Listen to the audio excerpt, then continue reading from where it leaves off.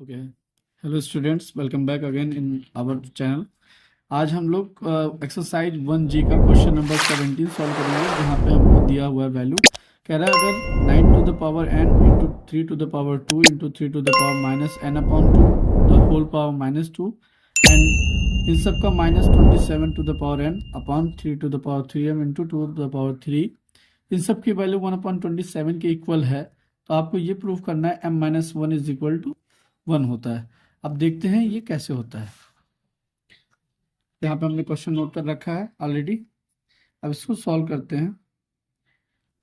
n का power 9 का power n है, तो हम इसको लिख सकते हैं 3 टू द पावर 2। 9 को हम लिख सकते हैं ऐसे, का पावर n, सबको मैं 3 के फॉर्मेट में बदलना चाहता हूँ।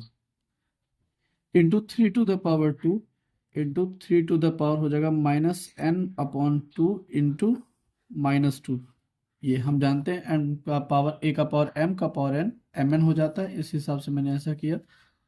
और माइनस ऑफ ये 27 को हम क्या जानते हैं, 3 का पावर 3 हो जाएगा, 3 3 जा 9, 3 जा 27 का होल पावर n अपॉन में 3 to the power 3m into 2 the power 3, और ये सब हो जाएगा 1/3 का power whole power 3।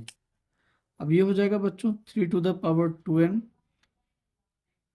Into 3 to the power 2 into ये 2 और ये 2 आपस में कट जाएंगे, माइनस माइनस प्लस हो जाएगा, ये हो जाएगा 3 का पावर n हो जाएगा, माइनस 3 का पावर हो जाएगा 3n, और ये अपॉन में हो जाएगा हमारे 3 का power 3m into 2 the power 3।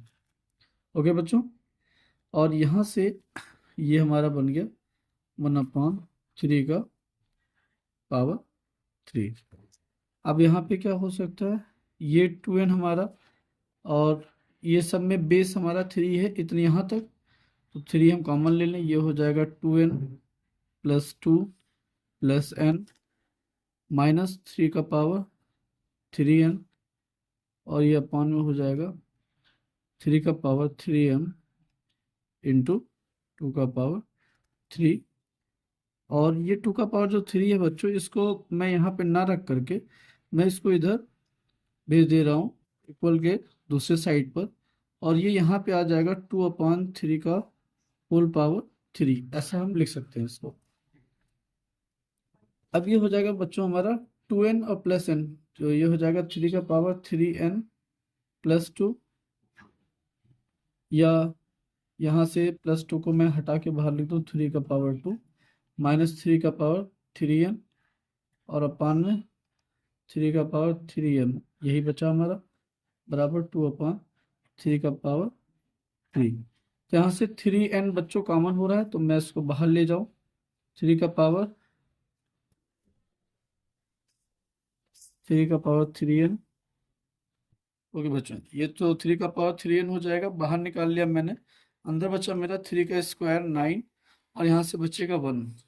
Okay बच्चों, और यहाँ से बचा मेरा 3 का पावर 3n, और ये बराबर ये 2 का क्यूब कितना हो जाएगा, 2 2 जा 4 2 जा 8, 3 3 जा 9 3 जा 27। ओके, अब ये मेरा हो जाएगा 3 का पावर 3n, और इंटू में m-1 is equal to 8 upon 3 to the power 3m is equal to 8 upon, यहाँ से ये दोनों 8 हमारे सब्ट्रैक्ट हो जाएंगे क्योंकि दोनों न्यूमरेटर में हैं। अगर कोई भी चीज़ न्यूमरेटर में या डिनोमिनेटर में सब वो डिवाइड हो सकती है, कब, जब वो इक्वल के एक साइड में हो दूसरे साइड में हो, ठीक है। बट अगर ये दोनों चीज़ यहाँ साइड में, आप समझ लीजिए, जैसे अक्सर क्या होता है, कोई चीज़ लिखी रहती है 2/5 मल्टीप्लाइड बाई 4/5, तो नीचे से बच्चे काट देते हैं, ये गलत है क्योंकि ये दोनों एक ही साइड में लिखे हैं इक्वल के, यहाँ पे दोनों अलग अलग साइड में लिखे, तो मैंने 8 और 8 को डिवाइड कर दिया।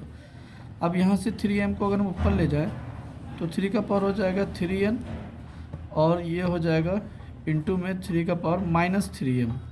आप जानते हो साइन चेंज हो जाता है तो वो चीज़ें ऊपर चली जाती हैं, बराबर यहाँ से हो जाएगा 3 का पावर माइनस ऑफ 3, ये 27 में ऊपर ले गया। अब यहाँ से बेस दोनों बराबर थे तो 3 मैंने ले लिया कॉमन, तो ये हो जाएगा हमारा 3n माइनस 3m, ये बराबर हो जाएगा 3 के पावर -3।